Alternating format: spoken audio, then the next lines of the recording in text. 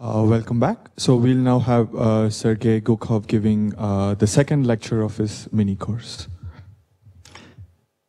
Okay. So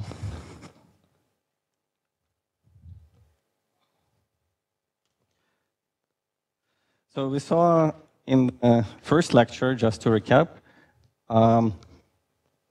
that both four manifolds, non-compact four manifolds, and compact closed three manifolds can be glued from basic pieces. So in previous talk, these basic pieces were vertices and edges of the graph. So we'll generalize this in the remaining two lectures in several different ways. So that will be our universe, which is self-contained, and I'll try to build on that in various ways, so that's why we went through it rather carefully. And we also saw how to associate three types of three manifolds invariants to those graphs with vertices colored by integers. In two cases, again, this was non-trivial but known invariant of three manifolds, and table 3, the third table of integrals, was something new, something interesting. And let me, to finish that part up, say the following theorem, which I didn't get a chance to include in the first part. So it's from the paper that I mentioned with Pavel Putrov, Dupay, and Waffa.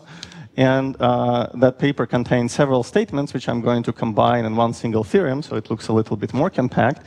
But these statements are spread out at various parts, including the appendix, which in fact contains more important information. So we try to compute this object z hat, which is a Q-series. And first thing is that, first of all, it lives in Q-series up to overall coefficient delta, z of q. And non-trivial part of this statement is that it's actually convergent in a unit disk.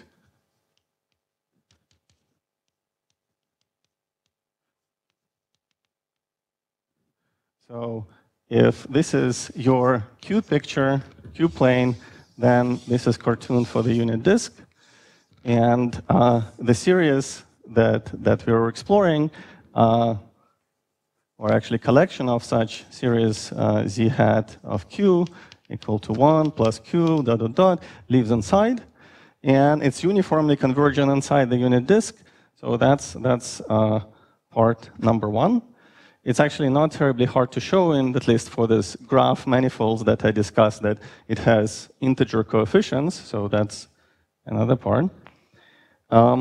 So what we did see in the talk is that it's invariant under particular version of Kirby moves, which are relevant to three manifolds, which means that it's a good invariant. That better be the case. And finally, if you ask how it compares to something that we do know, when I said that it's new, there are a couple of things you can say about this Q-series, or rather collection, that are standard. So first of all, this power delta is known in Floer theory. So this is so-called correction term. In Seiberg-Witten theory, or corresponding Floer homology that I'll mention in a second. And this may suggest that integer coefficients that you see in this Q-series expansions are counting something, so they may also be related to something like Seiberg-Witten invariance, which we did mention. After all, integers should be counting something, and if you see one hint that it's related to Seiberg-Witten theory, then why not the whole thing? But this whole thing actually is not of the Seiberg-Witten type. So these are, unfortunately, analogies that I'm making, or connections to Seiberg-Witten, actually stop right here at this overall prefactor, and everything else, the non-trivial coefficients, have little to do with Seiberg-Witten theory. Huh? No limit to table 2? No. At least, that's actually a good question. I don't know. I don't know. So one naive limit is to set q equals 0. And then, of course, you get something that roughly knows about it. But that's a good question. I don't know the answer to it. It's meaningful because of, I can even comment on physics of it. I think it's a really good question. It's a question to people who like spectral sequences, namely Satoshi here. And so, yeah, it's a really good question. But there is one more thing to which I can relate this new gadget Z hat. So that's a new animal. And like I say, it is defined inside the unit disk, norm of q less than 1. But then you can try to make radial limits approaching very specific values of q, where q is equal to, so as q goes to exponential of 2 pi I divided by k, so kth primitive root of unity, what happens is that this expression relates to Witten-Reshetikhin-Turrai invariant of our three-manifold, same three-manifold defined by initial data at level k. So here, k has to be integer, in fact, better be non-negative integer, and that's what's usually called the level. Okay? So the statement is that WRT of three-manifold at level k can be recovered as a sum over this labels B, which are whatever something abelian of universal prefactors that depend only on very simple classical invariants of a three-manifold times this Z hat of Q as Q goes to 2 pi I over K. Okay, primitive root of unity.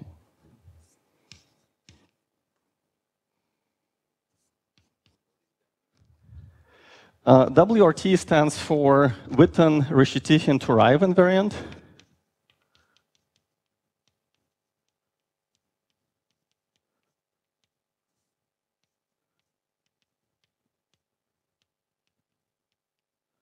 And another name for it is quantum group invariant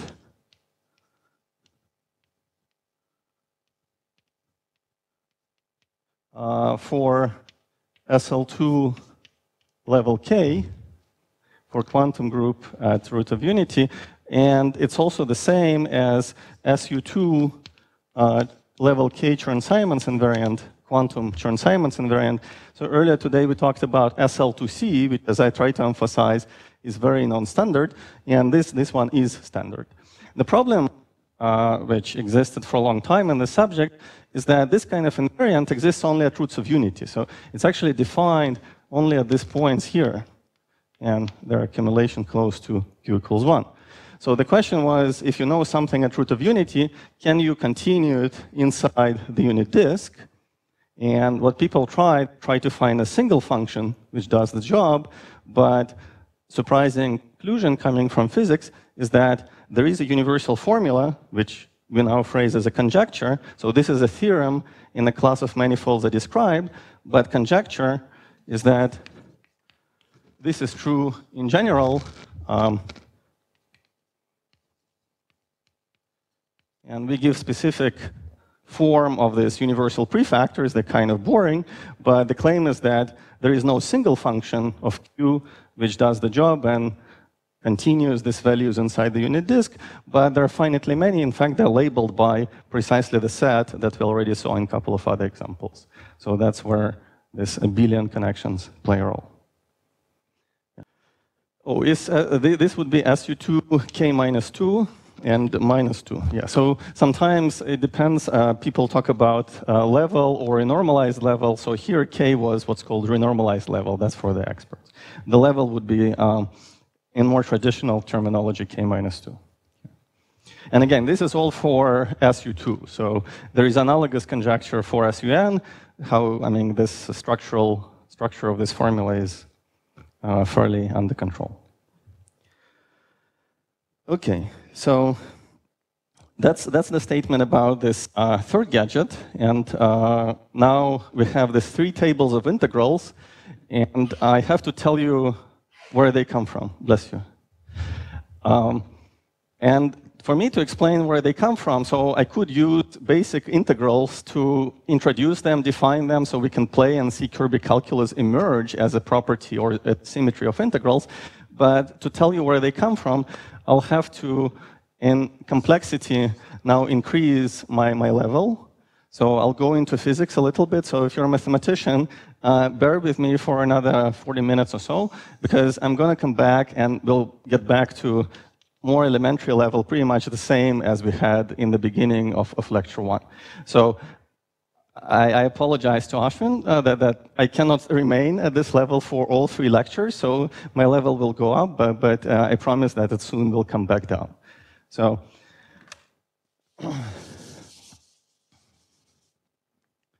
any questions before I switch to physics interpretation?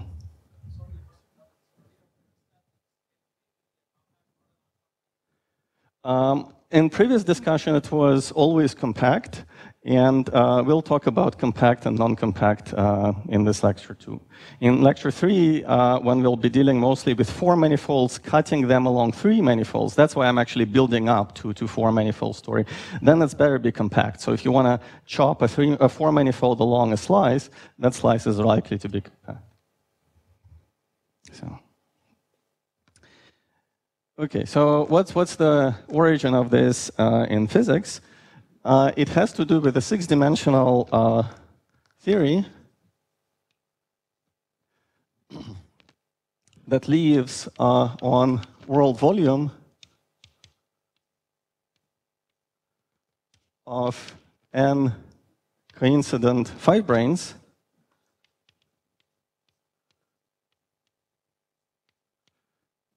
So it's 0, 2 supersymmetric field theory in 6 dimensions. Again, mathematicians can just treat it as a black box. I'm going to describe some of the properties of this theory. And one thing that I want to say right away is that I'll consider basically Cartan type A, which is related to this number of 5 branes by talking about invariants, which have to do either with UN type gauge group or SUN type gauge group. And the 2 are related by essentially decoupling center of mass for these 5 branes. So this is a black box. It's a pretty cool interacting quantum field theory. And in physics, we believe that this is pretty much the highest dimension where you can have non-trivial interacting QFT. And that's kind of important because if you want to build topological quantum field theories, one machinery how to build them is to perform a topological twist of supersymmetric theory. So therefore, if you manage to find some high-dimensional supersymmetric theory, interacting, interesting, and so on, you can try to perform topological twist. That's an operation that makes it topologically invariant, allows you to put it on non-trivial curved manifold, and that would allow you to go pretty high in dimension and explore that. So this theory is kind of the limit as far as we know without gravity. And unfortunately, even though it has a lot of supersymmetry, it doesn't have enough supersymmetry to be defined on a generic 6-manifold. So it's 6-dimensional. It could have a potential to be defined on any 6-manifold, but it's not enough.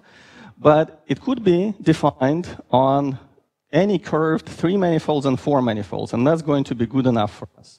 So therefore, what you can do, if you have this theory, you can take this theory and compactify it. Compactification on some 3-manifold M3, where M3 can be arbitrary, and this corresponds to, in physics language, what we call partial topological twist. So you partially twist the theory using some of its supersymmetry. So some of the supersymmetry is eaten up by this procedure to kind of guarantee that it's invariant and doesn't depend on anything but topology. And what you get as a result is some 3-dimensional theory. So 3D theory, which is usually called T of M3, since it depends on the choice of the 3-manifold. But if I were to be more precise, it would also depend on choice of the gauge group G, because this is part of the starting data, so it depends on n, number of fibranes, or choice of G. And I'm going to, like in Tony's lectures, assume that gauge group is fixed once and for all, so I'm going to treat this as fixed, and this will be assumed in our notation. So standard notation for this theory is just T of M3, if you wish. Okay. Now, like I say, this theory has some supersymmetry. In fact, it has 16 supercharges, some of which are eaten up in the process of this reduction or compactification. So this remaining three-dimensional theory has some supersymmetry, but it's much smaller. This is what physicists would call n equals 2 supersymmetry. So it's a 3D n equals 2 theory. And if it is defined on topologically twisted, if it's topologically twisted along 3 dimensions on M3, it should itself be a topological invariant of a 3-manifold. So the point here is that this theory is very non-traditional topological invariant of M3.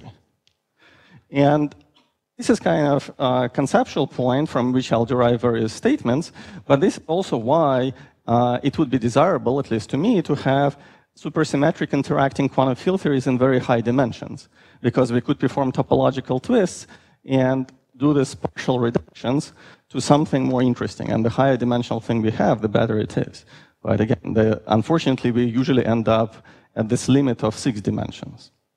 So therefore, if you want to study 3 manifolds, you have to perform this reduction on M3 and get something 3-dimensional out. Okay.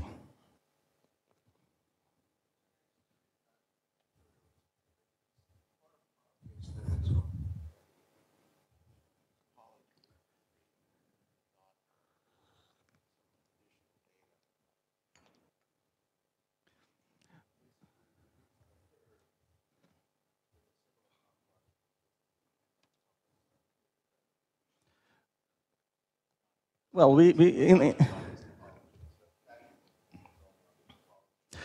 yeah, I know much less about the curve story where the twist is probably holomorphic and not topological, but here it's full topological twist. In that case, it might depend on something holomorphic like complex structure. In this case, it's fully topological. So it is kind of obvious. Modulo the fact that we deal with infinite dimensional theories, so we have to be a little bit careful.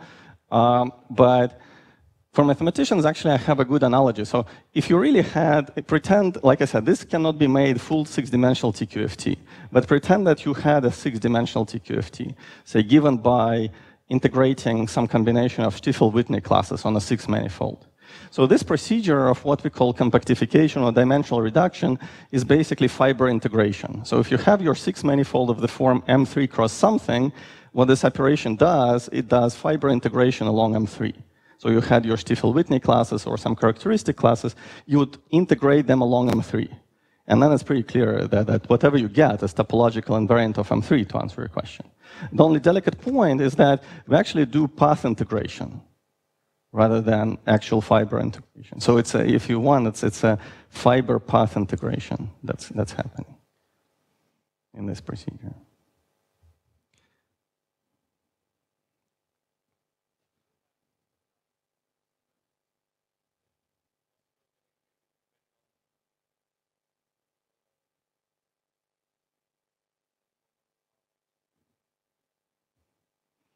No, I mean, I don't think so. At least, again, naively, because it's topologically twisted, you would expect that it's topological. But yeah, I can see where it might be maybe subtle in terms of infinite dimensional path integral. And since we're dealing not with characteristic classes integrated over fibers, but rather path integrals, then again, modulo those subtleties, I would expect some topological symmetry. But of course, if there is a reason, if somebody studies it and finds dependence on either conformal structure or something else, then that's an interesting phenomenon. But it hasn't shown up yet. So, but yeah, that's a good question. Okay, so you should think of, or at least maybe mathematicians should think of this procedure as starting with the black box, which is to some extent even black box for physicists. Then topology comes in, because we specify the manifold on which we want to compactify this M3. And earlier today, this was represented by a graph. And it could have, again, various generalizations that I'm going to comment on. Then comes physics, because the next step is job of physicists to analyze what this effective field theory is. In fact, when I was a graduate student, I was given to study analogous compactification from 10 or 11 dimensions on some Calabi-Yaus and determine effective physics in, say, 4 dimensions. So here, this is a baby version of that problem. All the dimensions involved are much smaller than compactifying string or M theory. But then we get back to various mathematical quantities by applying various observables or partition functions, which are functors that take us from this world of QFTs, where this very strange invariant lives, to the world of specific invariants or numbers. So that's how we got our 3 tables in our earlier discussion today, table 1, table 2, and table 3 are all particular quantities that are quite standard in the world of in the physics of 3D n equals 2 theories, which are simply applied, and then you can think of a result of what we did in the first lecture as a composition of 2 functors. First of which associates to a 3-manifold sum theory, and the second takes theory and computes its particular partition function. So table 1, which produced for us SL2C Chern-Simons, quantum Chern-Simons, was partition function of this theory on a 3-sphere. So table 2, which produced for us Seiberg-Witten invariance of M3, labeled by this abelian data, B, or equivalently Turaev torsion, or it has several other names, is what's called topological index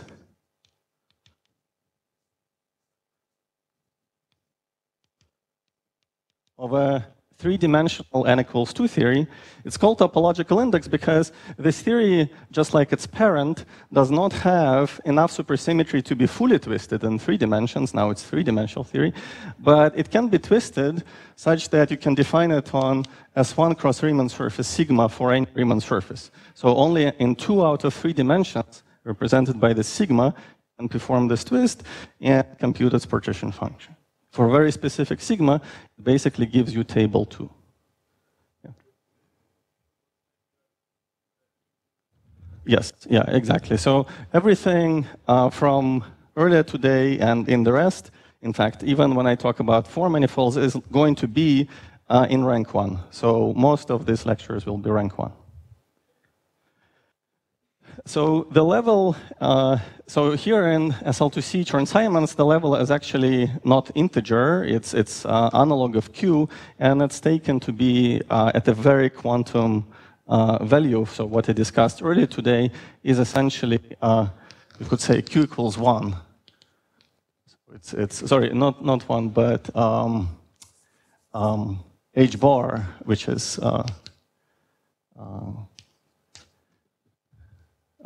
yeah, H bar is equal to 1 or something like that. So it's very quantum. It's very far from H bar, either small or large. These are 2 perturbative regimes for quantum SL2C Chern-Simons, but I was actually equally far from both. So it's in some sense this self-dual, the strongly coupled point of this Chern-Simons.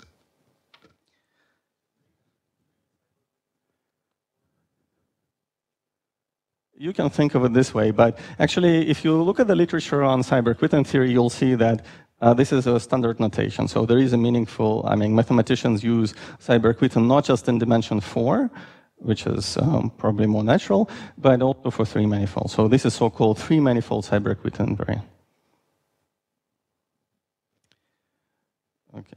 And this gadget in table 3 that's still on the board, Z hat labeled by this, again, abelian data and so on, is partition function on S1 cross D2. So Kummer and Waffe likes to write it like this. This is also the same as vortex partition function on S1 cross R2 H bar. So some people use this notation. Another name for this gadget is so-called half index. I'll tell you a little bit more about it as we proceed. So, I mean, there are different notations for this guy.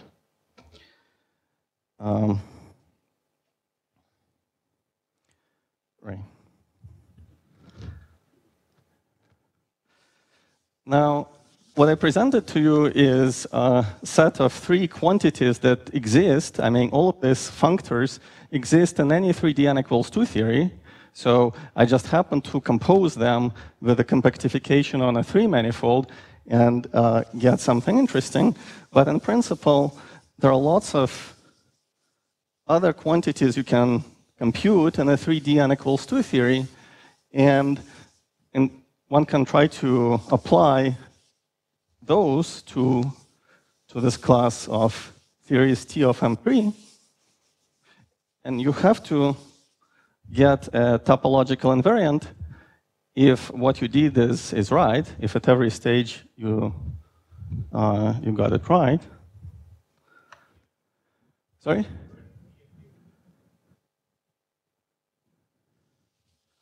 Where does B come from? So here, this in both cases they come from boundary conditions or some additional data. So here notice that this is non-compact space, so I have to specify boundary condition. And in fact, choice of sigma, which leads to this, is also non-compact. You also have to specify boundary. Yeah. In both cases, it's non-compact. Yeah. So there is B is for boundary. Yeah, sigma is a particular curve. If I get time, I'll give you a precise form of it at this point. Just a curve with a boundary. Right. So what we saw is that these guys enjoy equivalences or many different moves which permute the sides of the quiver, or sorry, the sides of the graph, and they correspond to non-trivial equivalences or dualities of this physical 3D n equals 2 theory. And what we saw earlier today is basically a shadow projection of this symmetry into the world of concrete partition functions of theories T of M3. Okay.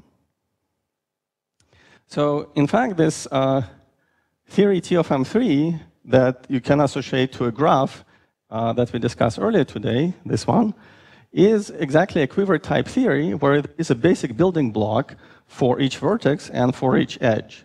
So in this 3D n equals 2 theory, the choice of the vertex corresponds to a gauge group or vector multiplet in the language of 3D n equals 2 theories, and an edge corresponds to some kind of matter. So then, dualities or equivalences that we saw earlier today should be interpreted as dualities in this theory. And there is indeed a duality which takes an edge, that's one of the Kirby moves that we discussed today, and splits it into 2 edges broken by a new fellow, by a new vertex. So therefore, in a physical theory, this duality replaces matter by another matter, gauge group, and matter. So that's a schematic form of writing that duality. And as I advertised in the very beginning, this duality is not something that people have seen before. So in physics, there are famous dualities such as Seiberg dualities, Aharoni dualities in 3D n equals 2 theories. And this one does not reduce to any of them. So that's something else. So that's the point. In fact,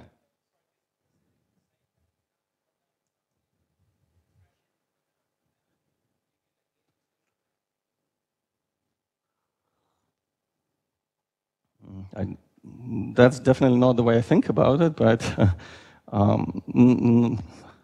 not really, I don't think so. I mean, it's an interesting analogy, but that's definitely not the way I think about it.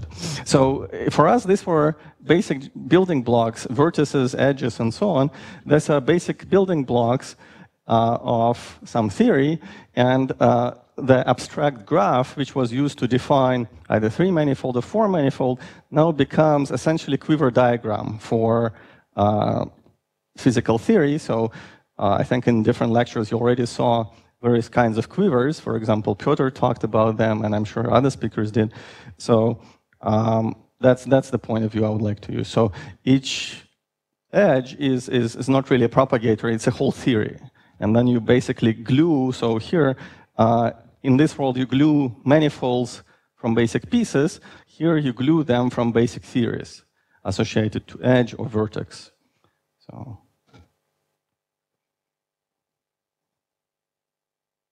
okay. Now, like I say, basically from this, if this program goes through, and hopefully I convinced you this morning that it does, because we basically saw 3 examples of this partition function, which is manifestly invariant under such Kirby moves. You can take pretty much any other invariant. If this theory is invariant under such dualities, whatever you do with it, any other partition function will also be an invariant. Okay? So some invariants are numbers, and they are more traditional, such as this or this or this.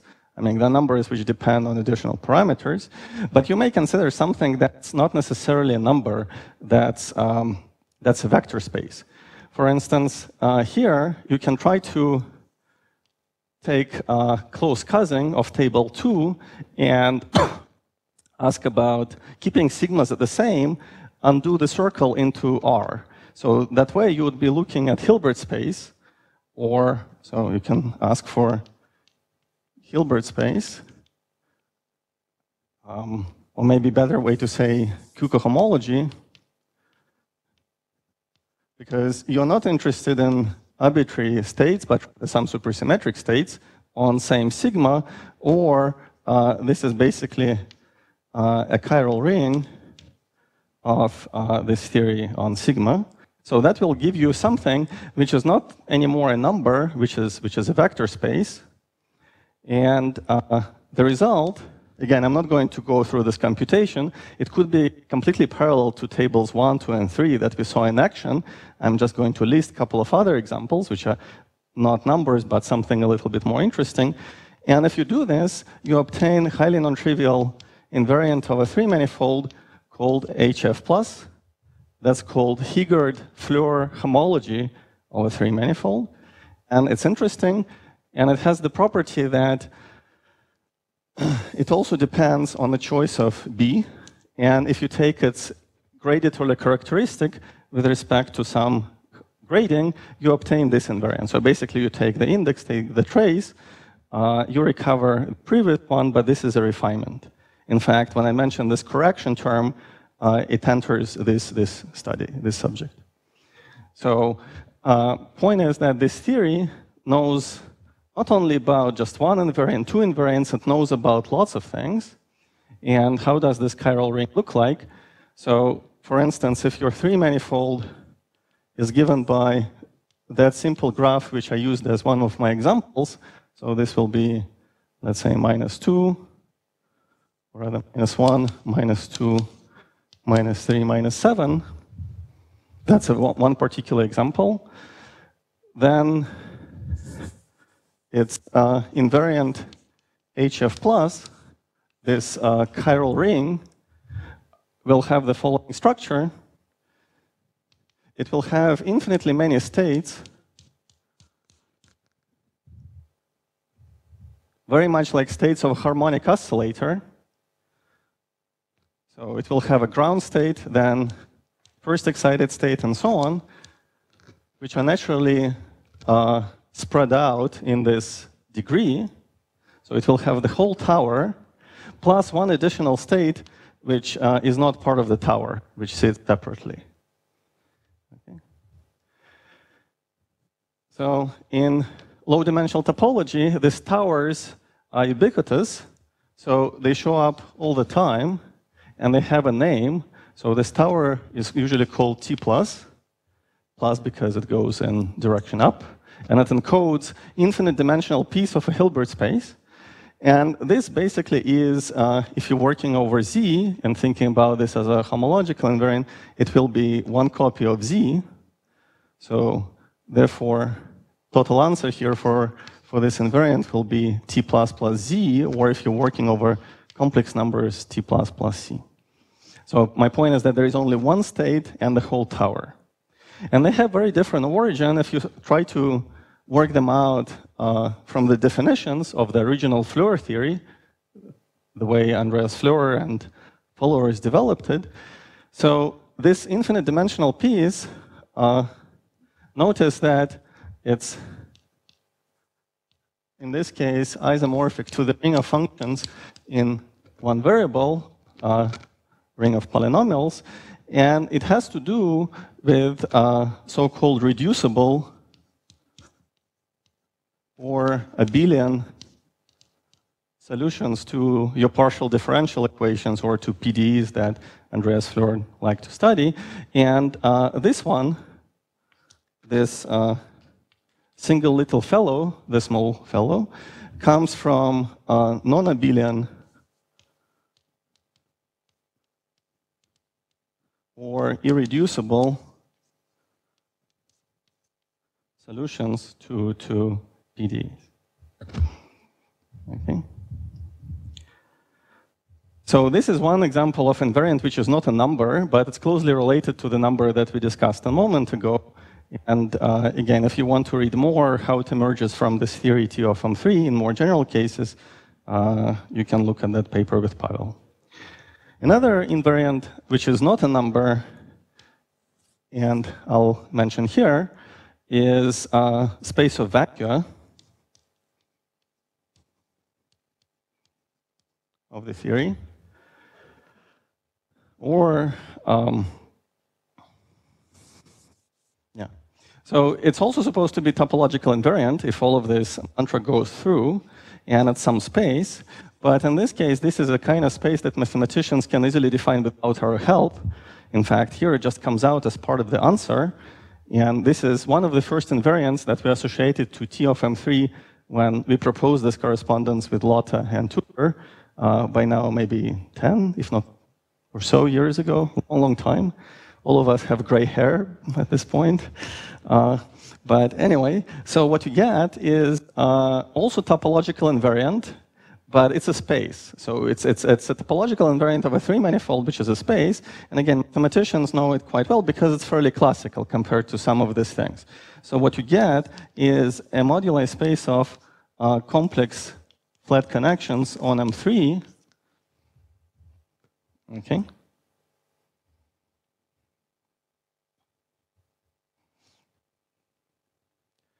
And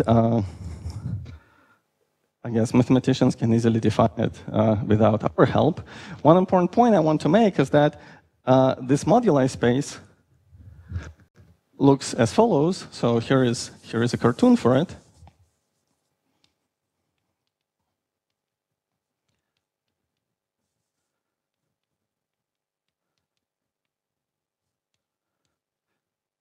It has several branches, which I'm going to call Coulomb and Higgs branches for physicists, because they share some of the properties of Coulomb and Higgs branches. So its main component, the most interesting part, is what you call a Higgs branch, because every point on this branch corresponds to a complex flat connection such that it doesn't have any interesting stabilizer, or it's most a finite stabilizer. So in physics, we would say it breaks the gauge group completely. And that's a typical property of a Higgs branch. But then there are various singular points here. In fact, singular points have to be present because if you take three manifolds, say S1 cross a Riemann surface, this is nothing but a Hitchin moduli space with a couple of extra components. And just like a Hitchin moduli space always has singularities which are completely unavoidable, this moduli space also always has singularities, such that in those singularities you have another branch coming out. And this branch could be called Coulomb, because for a generic point on this Coulomb branch, you have part of the gauge symmetry unbroken, namely your complex flat connection has non-trivial stabilizer. So they're quite different. In fact, you've already seen examples of these branches before. In our discussion in Piotr's lectures, for three manifolds which are not complements, three sphere minus a knot. So Piotr described for you a polynomial, which essentially is equation that defines this moduli space. And remember that a polynomial, a of xy, had several pieces. It had y minus 1 times something. So this Coulomb branch, in that case, is basically y equals 1. And the Higgs branch is the remaining part, is something else. So these two factors correspond to what I call here Higgs and Coulomb. Okay.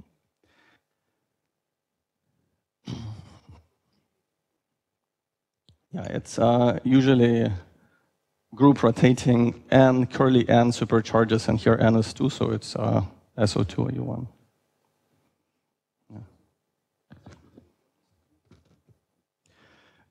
So that's what we're going to work out. So that's a basic question. So I'm glad I whetted your appetite. You can either look at the paper. I gave you references. So again, I describe here some structure of it, namely vertexes gauge group, edges some matter, and if we have time, I'll tell you a little bit more precise, but at this stage, I don't want to scare mathematicians more by throwing too much of a physics jargon. I'll try to say something, but probably not too much. So I'm working this thin line of conveying the picture, but also not overloading. I hope, just like mathematicians might have wanted to know a little bit more about this gadget, but I fear that I may lose physicists if I go too far in HF plus computations. So I apologize for this kind of balance between saying too much and trying to be pedagogical. Okay, so the point I want to make, though, and this is kind of important because even though, like I say, our work with Tudor and Lotte was 10 years old or even more, and it was fairly clear that you should include all of these branches. In fact, in Piotr's lectures, these recursion relations that he showed you would not work out if you just throw away one of the branches. And from experience with Argyris-Douglas type theories and any interesting superconformal theories, you know that what's interesting really in physics happens here. And all these branches are just ramifications of interesting superconformal field theory. And this 3D n equals 2 theory is superconformal, so it's some SCFT. And these branches do encode some information about interactions and very rich physics inside, but they don't capture everything. And on the other hand, you would completely change your superconformal theory if you suddenly start throwing out some of the branches. So in particular, I want to emphasize, because I see people making mistakes in papers and even in talks, that all of these branches should be present. In particular, this abelian branch, which I call Coulomb branch, definitely appears as space of vacuum. It definitely plays a role if you want to compute, and compute correctly, this Higgs-Floer homology from T of M3. And as we already discussed before, it plays a role in producing the correct labeling of some of the invariants, such as Z hat and Turaev torsion, simply because they're labeled by something abelian, and you would never get here if you don't include this abelian branch. So it's important to keep it. It's important that full theory knows about it, and in fact, as you can see, it gives the biggest contribution to the Hilbert space.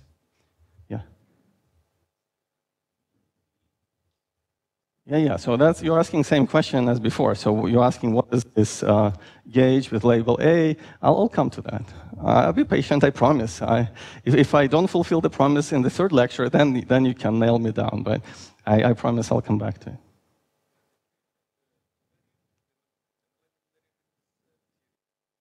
That's exactly, that's a very good point.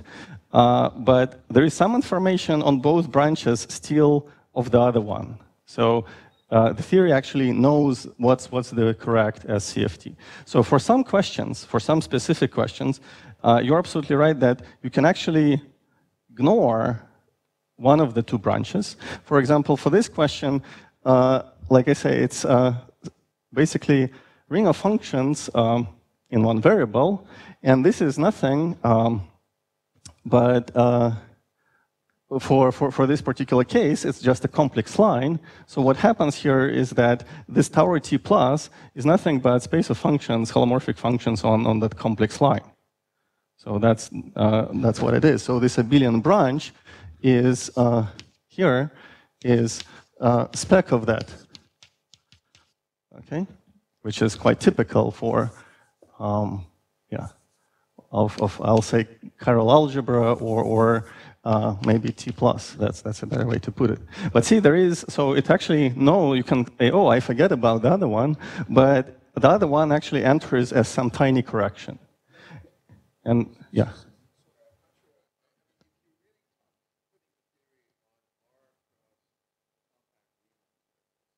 Mm-hmm.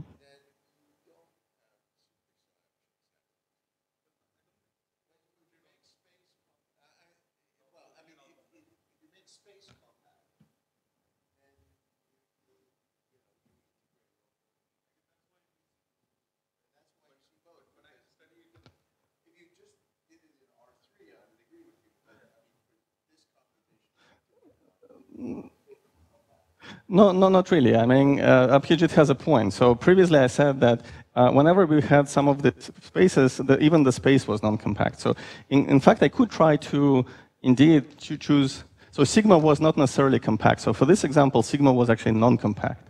And Abhijit already asked me where B comes from. So this B comes from a boundary condition. So in some sense, I'm already choosing super selection sector, if you wish. That's where the B enters.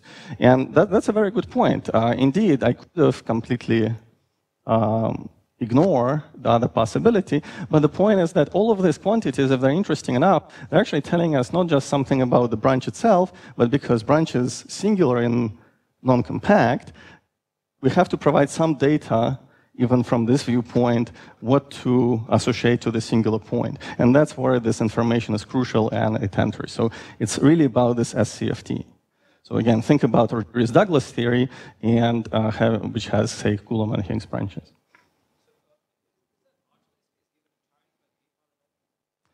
In the case of not complement, yes. For not complement, exactly, yeah. So that's in some sense point made by Piotr, and he mentioned a couple of times connection to this 3D correspondence. So what I'm trying to emphasize is that this correct version of 3D correspondence knows about both branches, and then we saw them, that both of them are crucial for recursion relations and other things. Oh boy, it has an answer, but I can give it in discussion session because it's a great question, but it takes us a little bit away.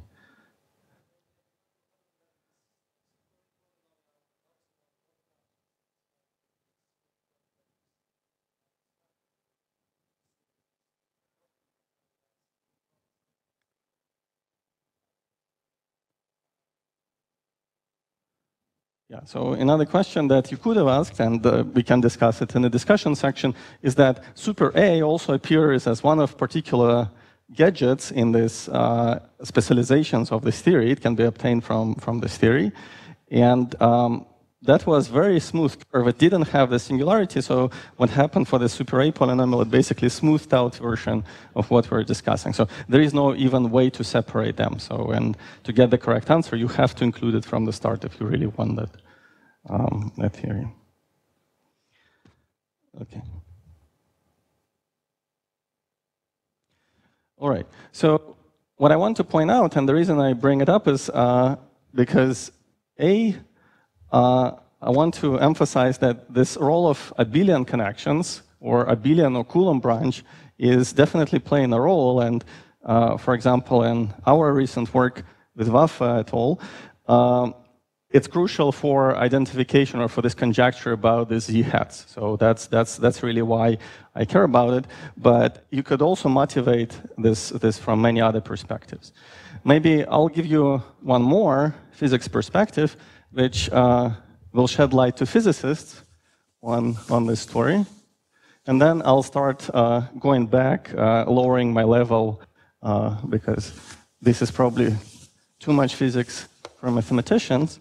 And again, the last point I want to mention is that all of this can be embedded, in fact, this whole setup of compactification of six-dimensional theory on a three-manifold naturally can be embedded in a theory. That's where it connects to counting enumerative invariants that Piotr talked about. So if you want, you can make very precise connection between all these kinds of integers, including the ones I raised in this HF plus homology Hilbert spaces, and realize them from super polynomials. So there appear as enumerative invariants. So how do you do this? Yeah.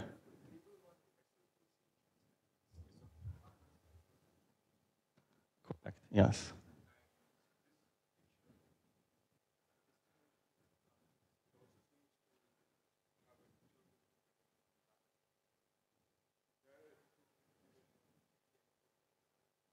Well, I'm saying that, okay, so let me give the 10-dimensional picture, and we'll discuss this question. So, in fact, in not 10, but 11 dimensions, you have 11 coordinates, 11 dimensions of space. So let's parameterize them by x0, x1, x2, x3, x4, x5, x6, x7, x8, x9, and x11. So when I was young, people usually skipped 10, and they used all kinds of dualities, sometimes referred as 9/11 flip. Of course, now this is not such a great thing to say. But anyway, so we have n M5 branes. And how are they seating in this 11-dimensional space?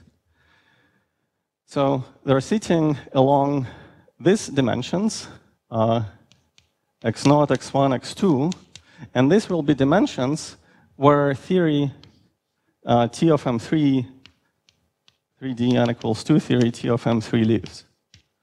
So that's where we observe effect of compactification from three other dimensions, which I'll take to be x3, x4, x5, parameterizing the three-manifold M3. Okay, and let's assume that it's compact. Generalization to not complement can be made, but if it's a compact manifold, then you're basically trying to do some kind of dimensional reduction. And all other dimensions are not spanned by the phi brane, but they do play a role, and there are 5 of them, as you can see. So if you are to do this partial topological twist, what's going to happen is that 3 other dimensions, namely, let's pick, say, x6, x7, and 8, will play a role and will effectively make cotangent bundle T star of M3 so that your total space that you're working with in 11 dimensions is a total space of the cotangent bundle to 3-manifold. So it's not a flat 11-dimensional background. We'll choose local coordinates in this cotangent bundle to be fields phi1, phi2, and phi3, which are part of the scalar fields that belong to the spectrum of 2D02 theory. And the reason I mention this is that these 3 guys combine with H field on a 3-manifold to form a complex-valued connection A plus I phi, so that these 3 directions are components of the one form on a 3-manifold, which complexify the story. So the reason something complex happens is because of these 3 directions. But these remaining 2 directions are also important. They're often forgotten, and these are precisely the 2 directions which have to do with this reducible or Coulomb branch. So just like all these scalar fields, phi1, phi2, phi3, are in a joint representation of G, which is a root system by which the 6-dimensional system is labeled, you also have 2 guys, which I can combine in a complex scalar, or I'll call it chiral multiplet, So this is going to be complex scalar or chiral multiplet in the adjoint representation of the group G. So that's going to be one of the building blocks, one of the components of our theory T of M3. And as you can see, it's fairly universal. Pretty much for any choice of M3, there is this freedom. So you can ask what phi branes are doing in these other directions. They're doing something. And this field is not really decoupled from the rest of the fields. It's interacting. And I should probably give it a name, maybe call it phi naught, because it will appear several times in my story when we try to say a little bit more about what this T of M3 is. But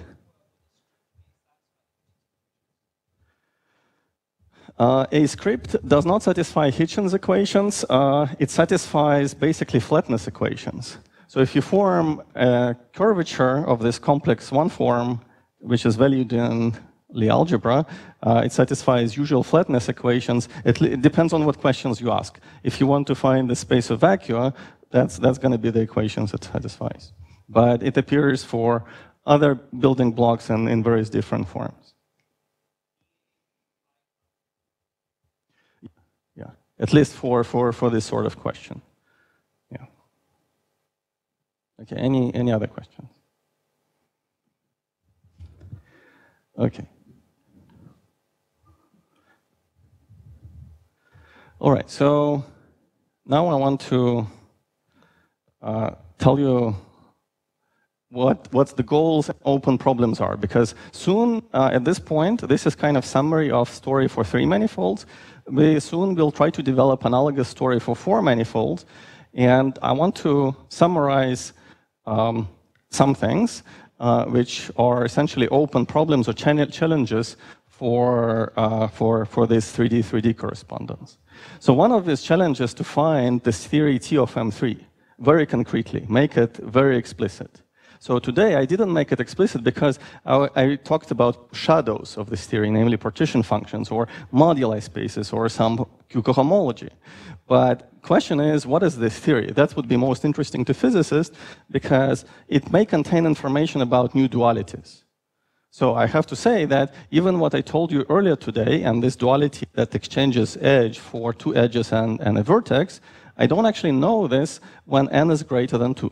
So I have no idea what this duality is.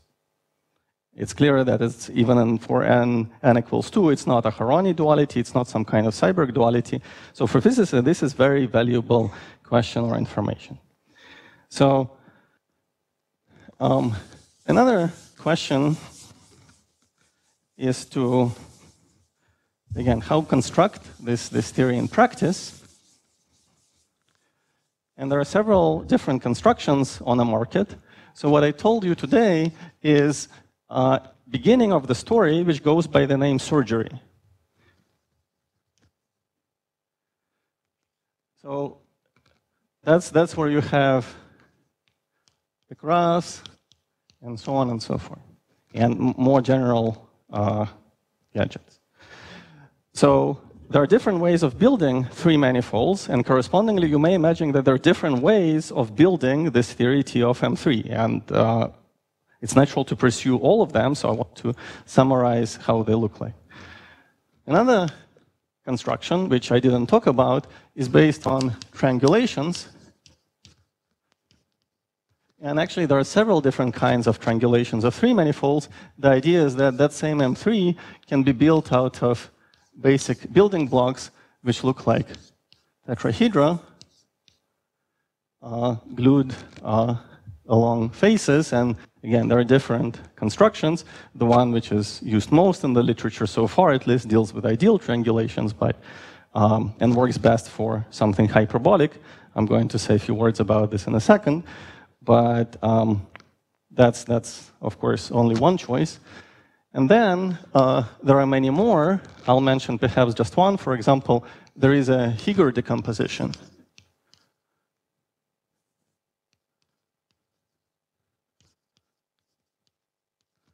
So if this was cartoon for triangulation, then, and you already know that in surgery type calculus, three manifolds are labeled graphs and suitable generalizations, then in Higord decomposition, a three manifold will be associated to this kind of data, namely a choice of Riemann surface and two g-tuples of curves on a Riemann surface.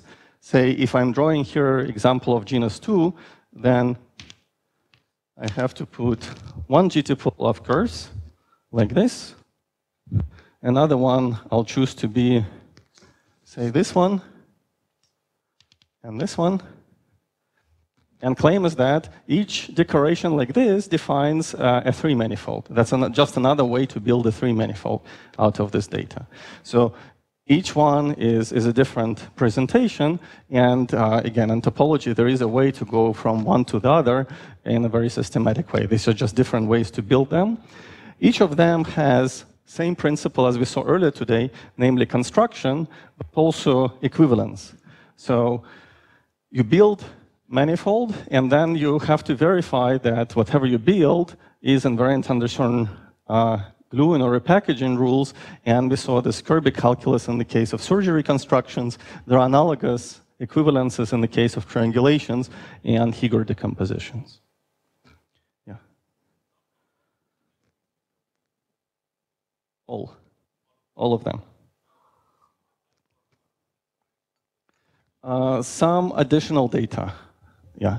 So basically what you need to do is, very roughly, I can explain in a discussion session, but very roughly you have to decorate each vertex by another integer.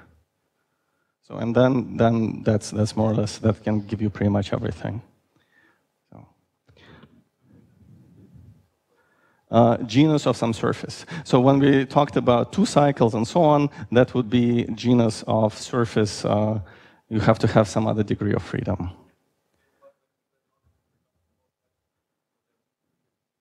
Yeah, so that's assumed to be zero. Another way, as the name suggests, is to reduce this problem to knots. There are several ways to repackage this information. So if I were, in fact, it's probably easier for me to reduce it to knots and connect to what Piotr was discussing, because he covered a lot about knots and complements. Yeah.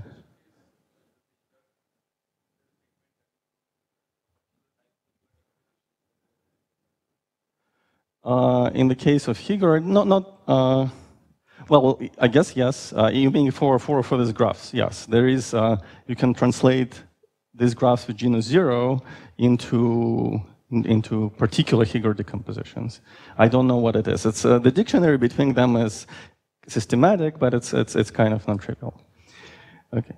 So what I want to summarize is that for each of these approaches, it would be interesting to construct T of M3. Unfortunately, that has not been done.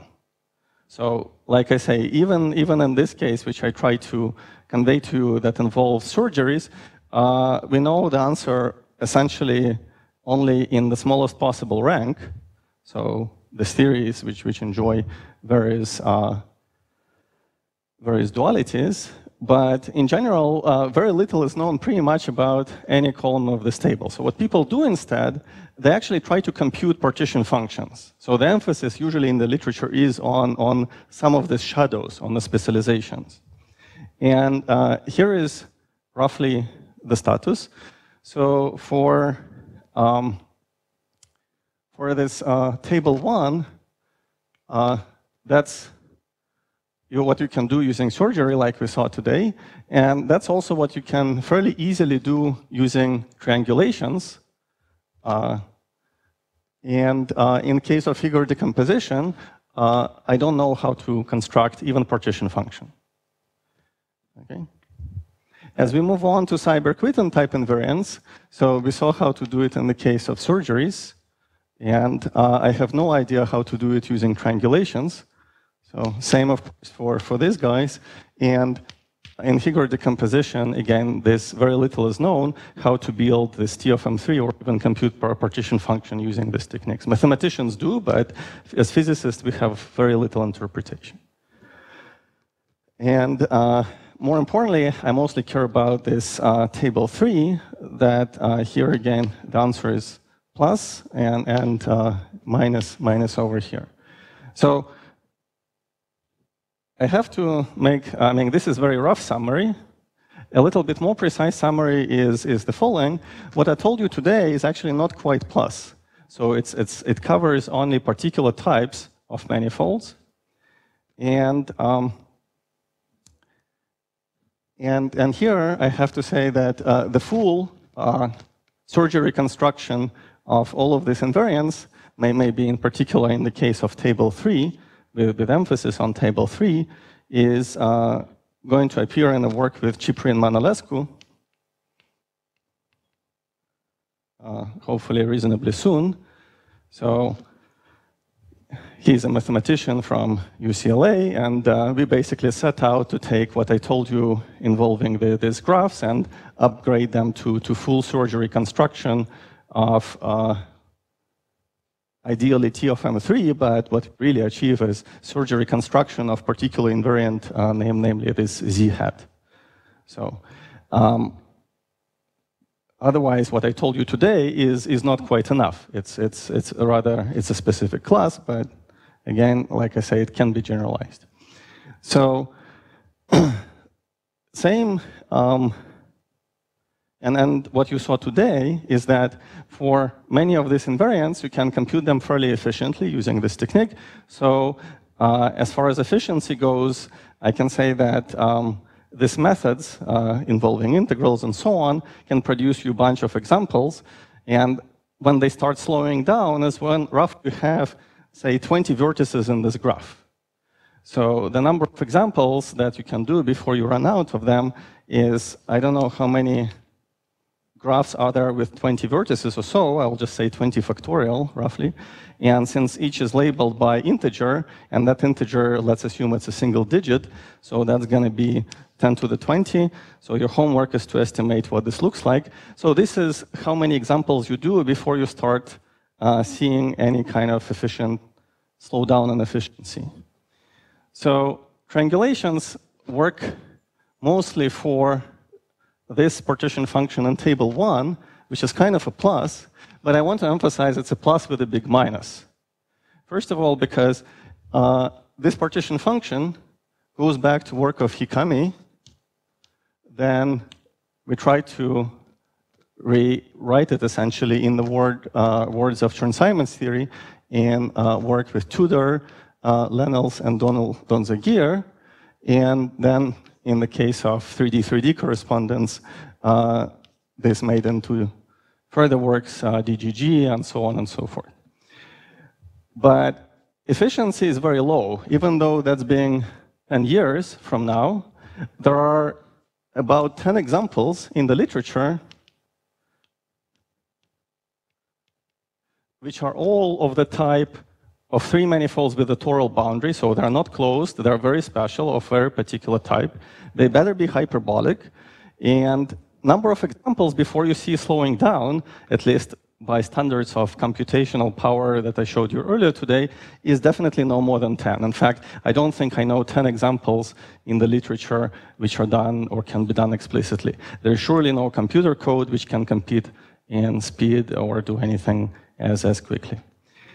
So therefore, it's a big minus, but minus I want to put not so much because of computational power or efficiency. The minus I want to put because everything we said about all these branches, abelian branch or the Coulomb branch, or its appearance in spaces HF plus, Seiberg-Witten, or Z hat, because it's completely missing a abelian story. So one project that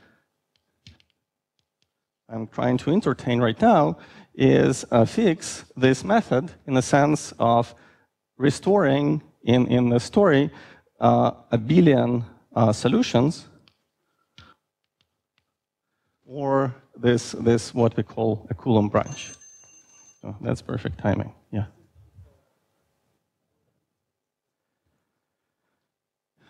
This is actually, at least conceptually, was proposed for all ranks, Cartan type A. Actually, that's a DGG paper which doesn't involve me. So these are different Ds, well, same D and different Gs. Again, computationally, it's, of course, even slower And more importantly to me, that there is still a lot of missing data about reducible or abelian solutions. So it is not partition function of an actual theory, T of M3, that you would obtain from compactifying fibranes. So there is no way so to me, it's not, these minuses here are not because we haven't done some work, because they can never work out. That's why there are minuses, for example, in the column next to HF+. It's just not the right theory.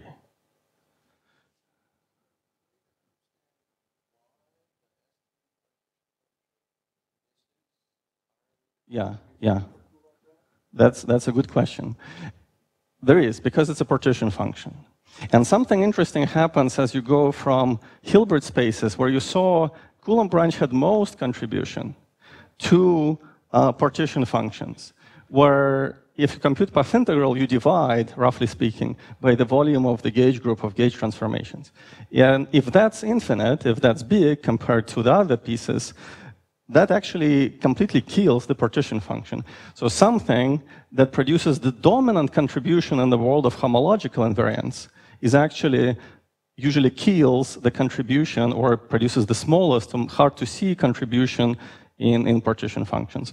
That's why partition functions, in fact, not only this one, but even the other ones, often have hard time seeing these abelian guys, but they play a very important role. So that's the point. So I want to finish on saying that there are lots of open problems, and again, I have some ideas how to fix this, namely find the missing abelian connections, but this is still very much in progress. And there are lots of things to do. So here, even in all of these columns, it would be good to study higher rank, because it's physically interesting question related to dualities. And even here, in triangulations and Higuro decompositions, there is clearly a lot to do. So I don't want to present to you this as a finished or done story. And there is a lot of open problems in this area. So maybe I should kind of slow down and take more questions if there are any.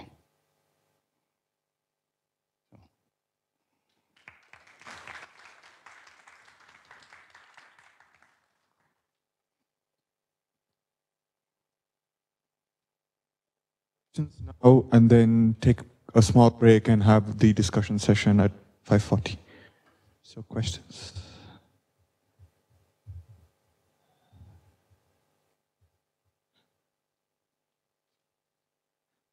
Okay, then maybe I'll ask something quick. For higher rank, when is T of M3 Lagrangian? Is it? I don't know. That's a good question. So the only case when it's really Lagrangian in a simple way is when n is equal to 1. So if you work with U1, like we discussed in various other lectures, it's always a good idea to try your things for G equals U1. So then you can actually carry out a lot of this stuff and see what happens. So, but in that case, essentially, you're dealing precisely with the Coulomb branch. So it's kind of abelian from the start, in some sense. Even for n equals 2, you can try to describe it using standard Lagrangian, what I told you, but it's becoming ugly. So I suspect, so the reason things becoming more tricky in higher rank, I don't know if it's because they're just getting bulky, and it's still Lagrangian, or because different elements should be non-Lagrangian. I don't know. That's a good question.